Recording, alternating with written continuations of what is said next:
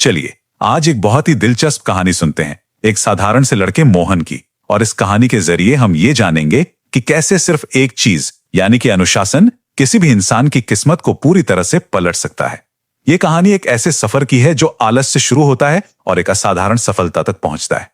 तो कहानी को शुरू करने से पहले एक सवाल पर सोचना बहुत जरूरी है।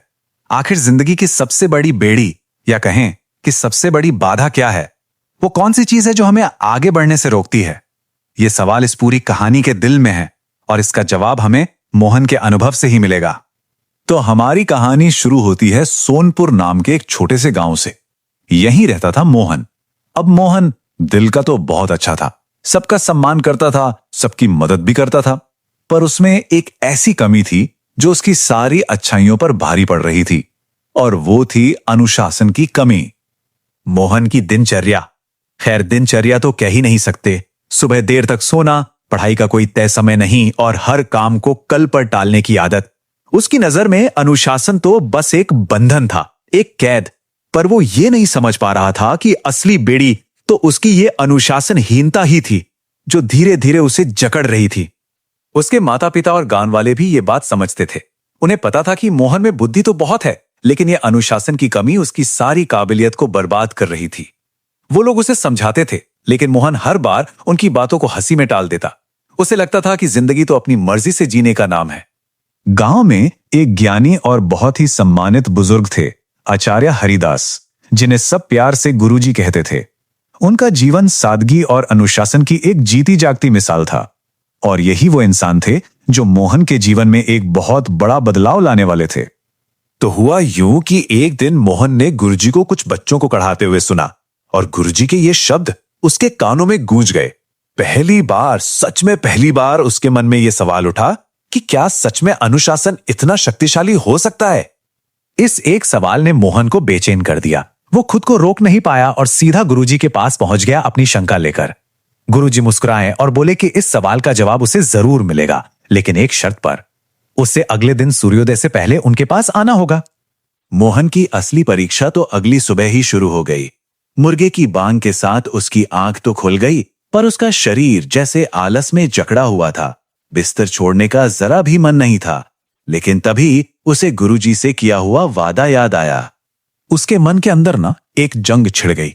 एक आवाज कह रही थी, सो जाओ, एक दिन से क्या फर्क पड़ता है। तो दूसरी आवाज उसे याद दिला रही थी, अगर आज नहीं गए तो जवाब कभी नहीं मिलेगा। काफी संघर्ष के बाद आखिरकार मोहन ने अपनी इच्छा शक्ति को चुना और अपने आलस्य को हरा दिया।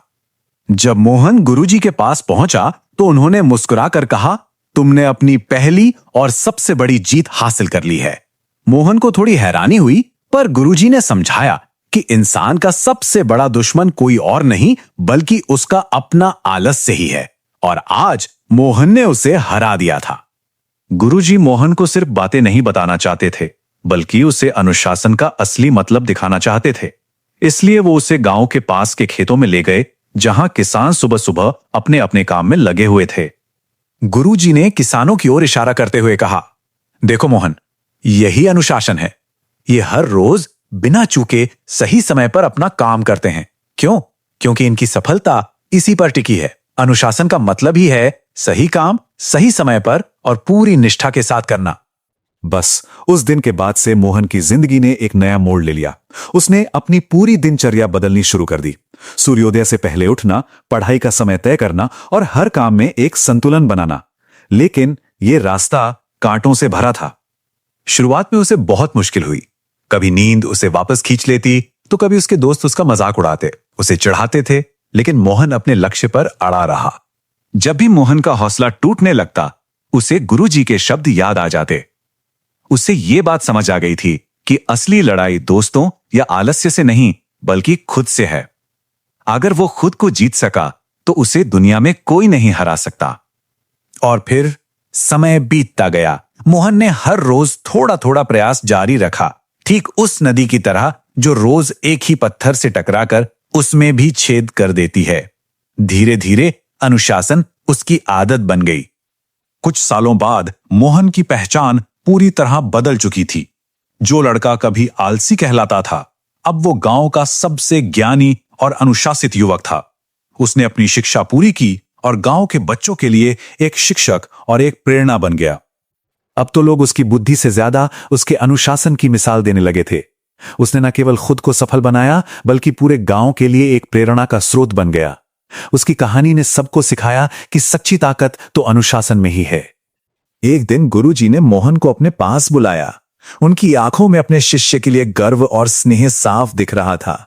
उन्होंने मोहन से कहा कि उसने जीवन की सबसे बड़ी लड़ाई जीत ली है। गुरुजी ने मोहन की पूरी यात्रा का सार बस इन कुछ शब्दों में बता दिया। यह अनुशासन ही था जिसने एक साधारण लड़के को एक असाधारण व्यक्ति में बदल दिया था। और अंत में गुरुजी ने सबसे महत्वपूर्ण सबक दिया।